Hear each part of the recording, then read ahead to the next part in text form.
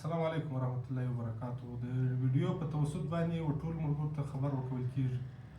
سبا ماپښین پر 3 بجې باندې د کویټا پریس کلب کې یو احتجاج کیږي. دا احتجاج چې کوم د پښتنو سره ظلم روان دی، خاص کر زموږ ګران مفتي صاحب مفتي منیر شاکر سره چې کوم ظلم وسلو، د هغه په خلاف دلته احتجاج او مظاهره کیږي.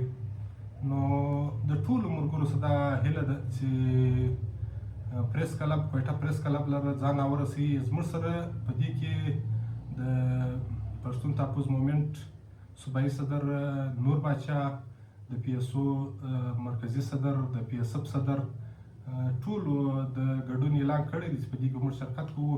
د مفتي صاحب د ټولو فالوورس زموږ دا ریکویسټ دی، زموږ دا خواست دی چې د ځان ورسوي. سبا به موږ احتجاج کوو کویټا پریس کلب کې انشاءالله. سبا په ماپښین پر 3 بجې باندې ټول ملګري ځان ورسوي چې هر څو ضروري کارونه وي، هر څو ضروريات وي، دا د دې یوې ورځې لپاره پرېږدي.